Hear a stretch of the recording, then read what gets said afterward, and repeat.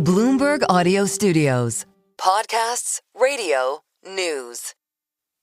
I believe that the increase in pressure and the escalation that's taking place is the only way to force Maduro to understand that it's time to go.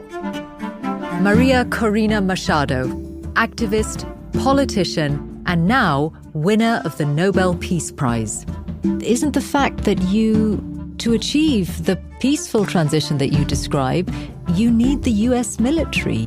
Well, I think that history has demonstrated that that's correct. We have everything and we are ready to take over government. From Bloomberg Weekend, this is the Mishal Husain Show. I'm Mishal Husain. What does it take to maintain a political campaign in a highly repressive society where a single party has been in power for nearly 30 years? That was on my mind as I went into this latest conversation. It's with the woman who would be Venezuela's president right now had she not been barred from standing by Nicolas Maduro, the longtime leader of the country. He is widely regarded to have rigged an election last year, but even that had faded from international attention until something remarkable happened a couple of months ago. The United States started bombing boats off the coast of Venezuela, saying that they were carrying drugs. And since then, it has begun a massive military escalation in the region, sending sailors, marines, warships, and fighter jets there. All of that means it's a pretty extraordinary moment to be talking to the woman who 3 weeks ago won the Nobel Peace Prize. She's a Venezuelan opposition leader. I wondered, of course, how a Nobel Peace Laureate views military escalation and the risk of US military intervention. I wondered too what kind of a leader Maria Corina Machado would be herself if she got the chance. She is from the right of politics. She's remained inside Venezuela when many opposition figures have left the country. And when we spoke, I felt she was pinning her hopes on this being a moment of regime change. She spoke of last chances, last opportunities for Nicolas Maduro to go. But we began with her own circumstances because they are extreme. For more than a year, she's had to live in hiding inside Venezuela because of the risk of arrest. Last year, we had an incredible event. We won an election, a presidential election, by a landslide under extreme unfair conditions. And after that happened, the Maduro regime unleashed the worst repression campaign in Venezuelan history. I'm talking about thousands of people that were, detained, tortured, disappeared, even children, women abused, everything. Our friends, our colleagues are either in jail or have to be in hiding or have left the country. So I was accused of terrorism by Nicolas Maduro, and I had to go into hiding. It's almost 15 months. I am in absolute isolation on my own. And, of course, I am conscious that if they find me, well, at the least, they would disappear me. That's what they've said. And what is the impact of getting the Peace Prize on that situation? Does it give you more protection because you have a higher international profile, or does it put you at more risk? I think it certainly gives us a higher protection, not only me, but also my colleagues that are fighting around the country, because as you said, it brings the attention of the whole world to a just, noble, courageous fight. And at the same time, it creates more pressure on the regime in terms of increasing the cost of repression that, until these days, for years, we've been trying the world to understand, that the cost of repression has to be increased. Maduro has felt that they are totally, they have no cost. They can disappear, torture, killed, and the cost will be zero. But the time of impunity, it's over. So this has had an impressive effect on the moral of the Venezuelan people. People are singing, cheering, celebrating. and feeling that it is also a recognition that brings us even further together. And yet, isn't there a move in the last few days to strip you of your citizenship? Well, they have done everything you can think about. I mean, this is something that it's not only unconstitutional, this is absurd. But frankly, I think it is a reflection of how desperate the regime is, how weak the regime is, and the kind of mistakes they're making, because this only furthers, as I say, the consciousness of the world that this is an urgent conflict that has to be solved. And the US certainly sees it that way at the moment, doesn't it? We've seen this very striking move in the last few months, the military build-up in the Caribbean with the world's biggest warship being on its way there, just the latest demonstration of that. I want to ask you about the strikes the US has carried out on boats in the Caribbean, described as being strikes on drug cartels. What is your position on the deaths that have happened in that way? Look, Michelle, as I was saying, for years, we were, asking the world to understand the degree of the threat and this devastation the Maduro regime was building in Venezuela. I mean, Venezuela has been turned into the safe haven for the activities of all criminal international networks, from the drug cartels to the Colombian guerrilla, to those groups that smuggle gold and destroy communities of our indigenous people and the ecology, to networks that smuggle arms and even human trafficking and child prostitution. This is horrible, what we're living. Russian agents, Iranian agents freely operating in Venezuela, Hezbollah and Hamas being located in our country. And as any criminal structure works, the moment you start, weakening them and they falling apart is when you cut the sources of the inflows of their criminal activities. And we have asked for years the international community to cut these sources that come from drug trafficking and other criminal activities. Finally, this is happening. So you think those killings are justified then? That's what I really want to understand. Are they justified, or are they, as the UN would say, extrajudicial killings? This is about saving lives. And Maduro is absolutely conscious, and he has been warned what not to do. These deaths are the responsibility of Nicolas Maduro. He knows, and the rest of the drug cartels that is in power in Venezuela, that should stop these activities in order to prevent more deaths, not only of the Venezuelan people, but also from people all around the country. And look, this is very important. We don't want war. It was Maduro who started this war. But I still want to understand how you see the deaths of those individuals, many of them believed to be Venezuelan, who were on those boats when they were struck by the US, and mostly in the Caribbean and a few in the Pacific. You are someone who stands for people's rights, for the rights of Venezuelans, for their democratic rights, for their human rights. What about the rights to due process of the people who were on those boats? I certainly defend the rights of everyone, not only Venezuelans. That's why my voice has been, loud all along this process. But you need to understand, all the international community need to understand that this is a very cruel war. It was Maduro who turned this into an international conflict. Look, are those people expendable? That's really what I'm wondering. Are those people expendable on the boats? It was Maduro who insisted on maintaining operations that have consequences. It is Maduro that started a war against other countries, knowing that would have consequences.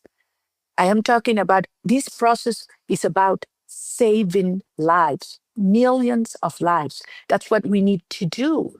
I mean, we have been for years explaining the degree of crimes against humanity that take place in Venezuela and that need to be stopped. It is systematic, it's massive, it needs to be stopped. Finally, there is a reaction from international coalition that is calling things by their names. Maduro is not a conventional dictator. We're facing a narco-terrorist structure that has turned Venezuelan territory, Venezuelan resources, Venezuelan institutions, and have turned them to the activities of a criminal cartel. And this language you use, narco-terrorism, this is exactly the language that the Trump administration uses about Venezuela. And President Trump is saying, after the boat strikes, the land will be next. Do you support US military strikes on the territory of Venezuela as part of what you call a process? I believe that the increase in pressure and the escalation that's taking place is the only way to force Maduro to understand that it's time to go. And those that still support him, which are very few at this moment, the top brass of the military, financial enablers, front men that are making huge, obscene fortunes with the hunger of our people, better understand that, time is running off. And I believe that this escalation is the last opportunity for those that still support Maduro to understand that they need to put, aside, take all support away from him and Maduro himself to understand that this is the last chance to truly facilitate a peaceful and orderly transition, which is what we want, which is what we fought for. Mishal, I ask you to understand what we, the Venezuelan people, have done. We've got over 35 rigged elections. We finally demonstrated we won, and then we were attacked. We've gone through 17 episodes of dialogue. In every single one, Maduro has committed to certain actions, and then he has violated the agreement. And also we have hundreds, thousands of protests, peaceful rallies, demonstrations. And every single time that happens, we are fired. So we've come and gone through every single institutional means. But which is exactly why it seems that what you are still saying, that you would prefer a peaceful exit of Nicolas Maduro, seems so unlikely. Are you actually saying you've reached the point where you think this regime can only be ended by US military force? Well, that will depend on what the regime does in the days to come. I think it was absolutely indispensable to have a credible threat. I think it was absolutely required to cut the sources of illegal activities, because those resources don't go to schools or hospitals. They are used for repression, for persecution, and certainly for corruption, and also for enlarging, scaling up their criminal activities. Who are you in touch with in the administration? Who are you having these conversations with most these days? I will not get into those details, Michelle, for obvious reasons. I have to say and insist that I've been in contact not only with several officials in the US government, but also in other countries, in Canada, in Latin America, in the Caribbean, and but certainly it's the Europe Secretary as well. of State who feels the most strongly. Oh, I certainly believe the Secretary of State, Marco Rubio, is one of the people in the administration that better understand the threats that are posed into Latin America and from our region towards the United States. And are you in regular touch with him? I have been in touch with him, of course, and with his team, and I have to say even further in Congress, on both aisles, on both parties, we have really good friends and champions of our cause. And because have they this said goes, to you, I want to insist that this goes beyond ideological issues. I mean, it is certainly a matter of national security of the United States and and hemispheric security. But it also brings, and I want to insist on this, the biggest opportunity for democracy, for stability, and for peace in our region. A transition to democracy in Venezuela will not only mean that we will stop the suffering of millions of my fellow countrymen that are dying as we speak. Poverty in Venezuela today is 86%. Pensions in Venezuela are less than $1 a month, or children go only twice a week to public schools. I mean, this is a whole generation that is growing with hunger, without education, and without their parents because they Yes, have been forced to leave. half the country living in extreme poverty. Absolutely. And so we will stop this suffering. We will bring, and the people is the main priority for us. Okay. We will bring opportunities. We will bring peace and freedom and respect and solidarity. But at the same time, we will turn this criminal hub in the heart of the Americas, because Venezuelan location is absolutely unparalleled. I mean, it's strategic, into a security shield and a great ally of Western democracies. We will dismantle these groups. We will get rid of Russian, Iranian, and terrorist actors in our territory. Okay. And these are very big goals, what you're describing. I want to understand this. Your conversations with the administration, have they told you to be ready to become the leader of Venezuela? Oh, absolutely not. The leader of Venezuela was chosen by our people a year ago. We Mr. Gonzalez, who stood in for you. Okay, but have they told your team to be ready for an opposition president? Do you get the feeling that the US is about to bring about regime change? Is that what you have been told? No, I've not been told that.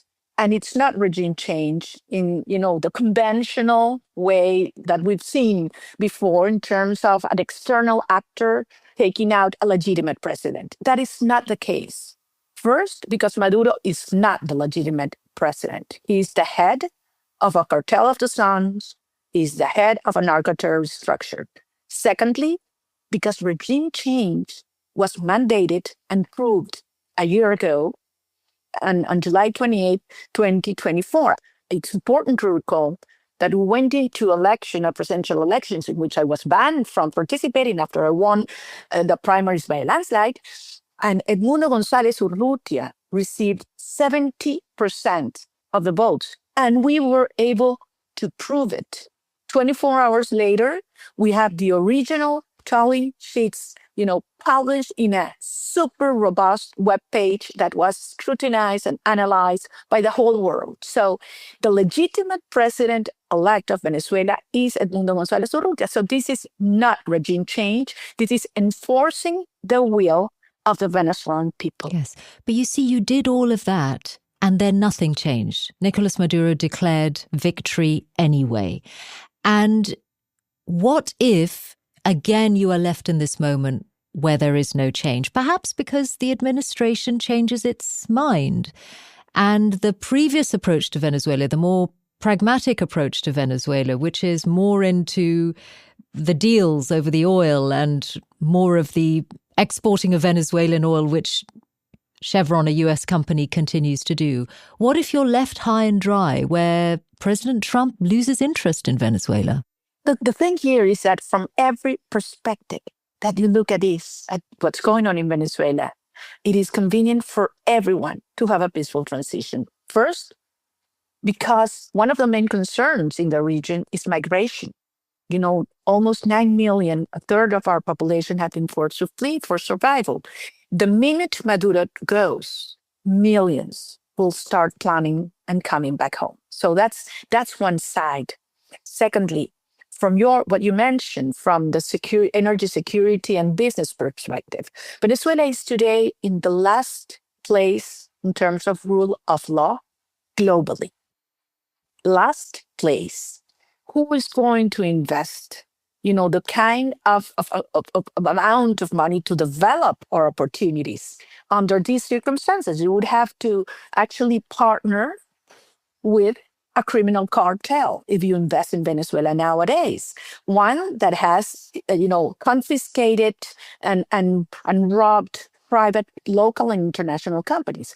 We have in Venezuela the largest oil reserves, proven oil reserves in the world, the 8th reservoir of natural gas, huge potential in electricity, gold, critical minerals, and so on. These can only be unleashed with a society, with a government that brings order to this chaos, that open markets, that brings rule of law, that is friendly to international investment. And in a country that is producing less than 1 million barrels a day could reach 4, 5, or 6 in a decade. Yeah. And I know your prescription, your economic prescription for Venezuela would be one of rapid privatization. But I look at these statistics of the huge proportion of the country that's living in poverty, people breaking up their furniture and burning it so that they can cook their meals. And I have to wonder about the people who might be left behind in a big program of privatization, perhaps creating an oligarchy in Venezuela. How would you ensure that that doesn't happen?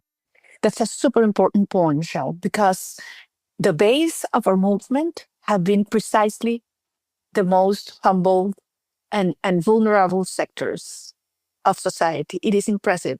I was told when we started the movement 2.5 years ago, we went back to, the most rural sectors, that it was impossible to bring back together a country that had been divided by the Chavista regime in so many dimensions, racial, rich and poor, black and white, those living in urban areas, those in rural sectors. And we went out, reach out and tear down those barriers around values, common values. And you know what? The most single strong force and desire that brought us together was we want our children back home. Those that have left, we want them back home. And that's a longing that every single Venezuelan mother has today. Yeah. And that's our mandate. Yeah. So and you'd need to attract those people.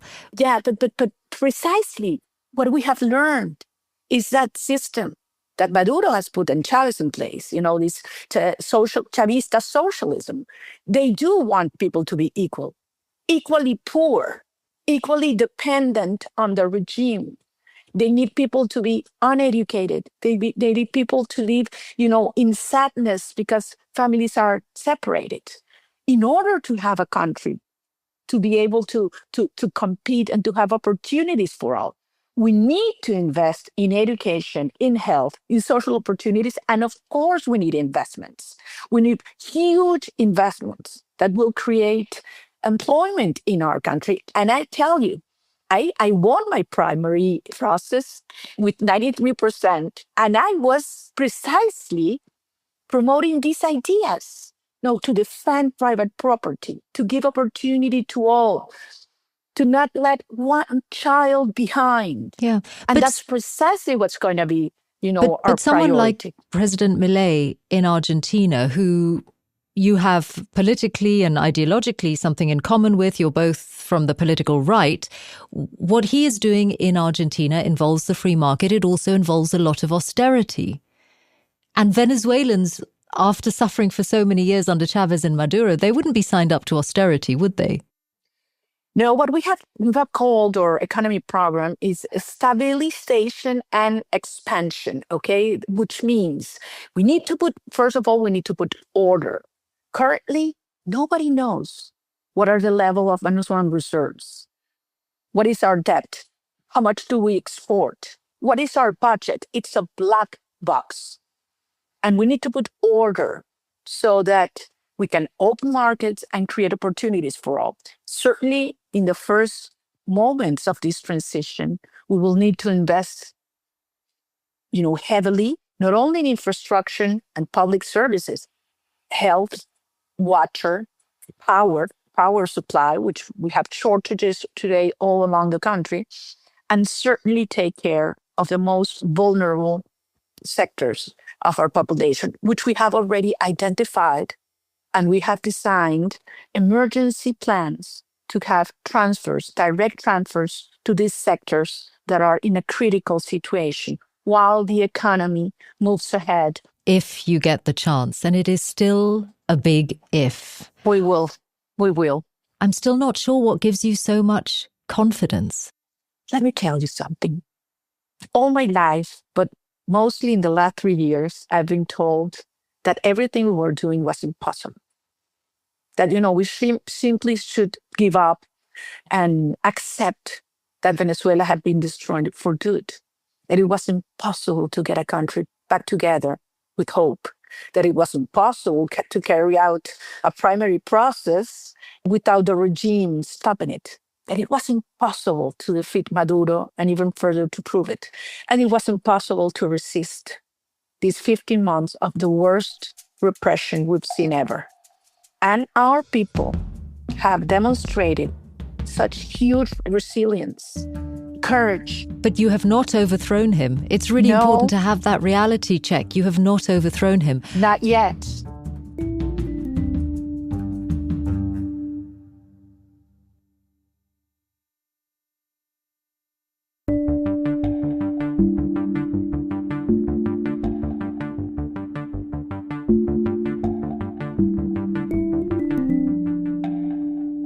What are you planning to do within the country next? Are you going to call people out on the streets? We have been organizing these last months as we built an impressive citizen network last year with over 1 million volunteers. That's been a case study so far for people in different parts of the world that are, asking us, getting our advice and learning from what we did. And the regime didn't see it coming. Using technology, by the way. And that's, for another long conversation, because it's remarkable what we were able to do. Now, these last months, we've been organizing as well, underground, taking, care of each other, finding ways to communicate safely. It's a totally decentralized structure. I'm talking about hundreds of thousands of people in communication in real time in order to assure that we will have a peaceful transition.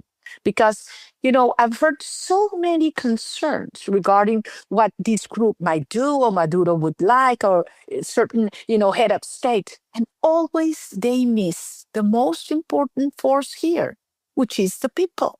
90% of Venezuelan people are together. This is the most cohesive society in the world without, racial, religious, social tensions. So that the guarantee that this will be irreversible and stable is the people. And yes, people will come out when the correct moment arrives. And that's being built as we speak. Isn't the fact that to achieve the peaceful transition that you describe, you need the US military. You need more of what is happening in the region off the coast of Venezuela, the drones, all of this kind of US military pressure? Well, I think that history has demonstrated that that's correct. We have gone and done everything that ought to be done. We have been building popular strength and organization, which is also required.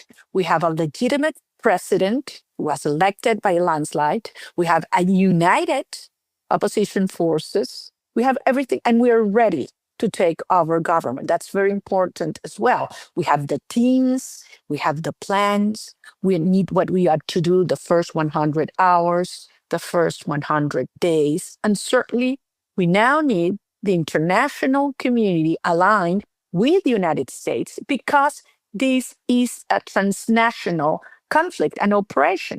So certainly we need the international community to act and apply law enforcement. That's another issue that it's important to insist. We have been asking Latin American, European governments to have full disclosure of all the information that they have, and we know they have, regarding the criminal activities of Maduro and his cronies. And I have to say, much of Maduro's resources and criminal resources end up in their financial system. So it's time for these countries to move ahead. And Europe has been taking some steps recently in this matter. Do you think that Nicolas Maduro will end up in a US court? He's been indicted for some years now on drugs-related charges. When you spoke to President Trump, is that what you asked him for?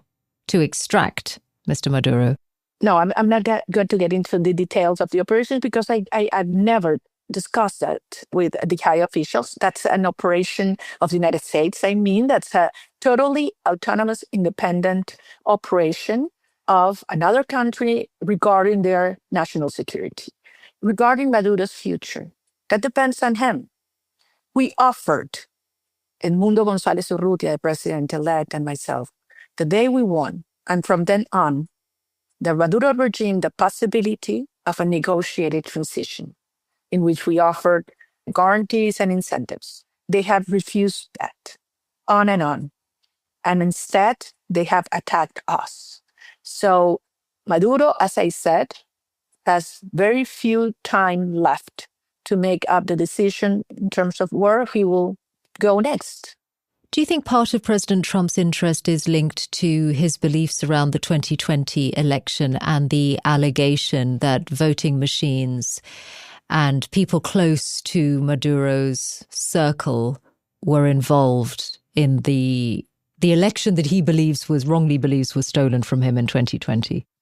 Well, on the first hand, I have no doubt that Nicolas Maduro, Jorge Rodriguez, and many others are, the masterminds of a system that has rigged elections in many countries, including the US. I have no doubt about that. And they are totally involved in wrongdoing in many countries. And there is currently an investigation going on in the United States and in other countries as well.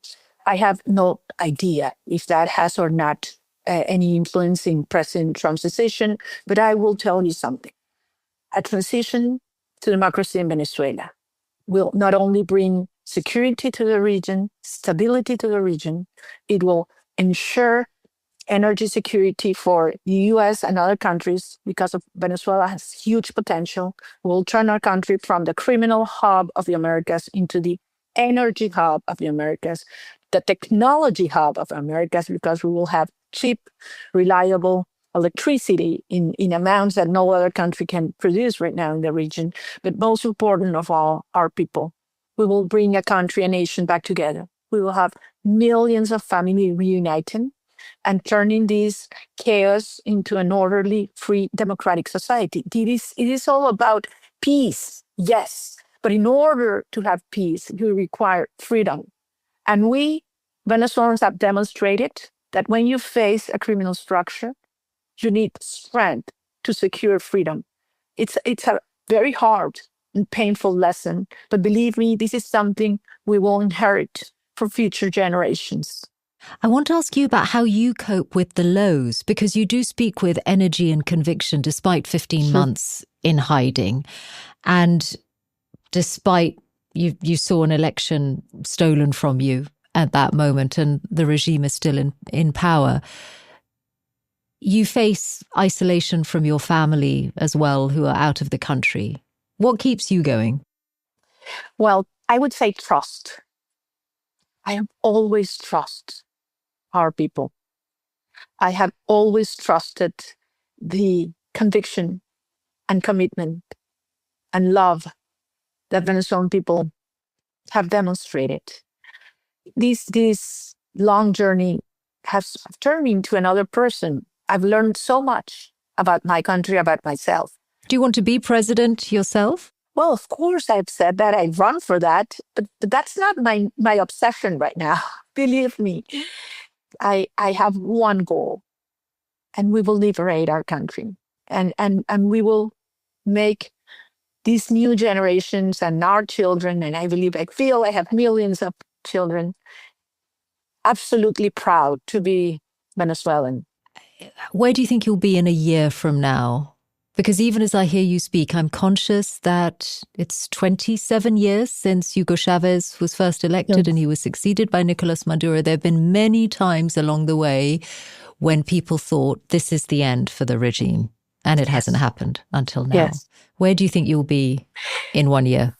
I will be working very hard in building a country that it's going to be the brightest nation in the world, and it's going to be a proud nation for what we went through. And I know what you mean. This has been very long. We have had opportunities in the past, We have committed mistakes. We have underestimated the regime. Certain sectors left us alone or betrayed us in the past. But this is a totally different situation, absolutely different. I believe finally, our main allies internationally understand the true nature and the urgency for a transition to take place. Secondly, we have the legitimacy. We won an election. We have, the will of the people behind us. Third, the regime is weaker than ever. The fractures, the factions, treasons within the regime are growing as we speak. And finally, I think the most important thing, we, the Venezuelan people, have already decided to be free and to go till the end. And this includes the military, the police, more than 80% of them are joining and will be part of this orderly transition as soon as it starts. Maria Corina Machado, thanks very much for talking to us today. Thank you. Thank you. I look forward to hosting you in a free Venezuela very soon, Michelle. And that's the Mishal Husain Show for this week. If you haven't already subscribed, please do, because that way you'll always know as soon as we have a new episode for you. To those who've already left comments and given us some stars, thank you. It's appreciated. And by the way, you can watch these conversations on YouTube and on Bloomberg TV, and you'll also find the written version with my notes at bloomberg.com/weekend. The team is producers Jessica Beck and Chris Martlew, guest booking by Dave Warren, social media by Alex Morgan. This week, our sound engineer was Nick Johnson and video editing was by Mustafa Sliman. The executive producer is Louisa Lewis. At Bloomberg Weekend, editorial director of audio and special projects is Brendan Francis Newnham, and the executive editor is Catherine Bell.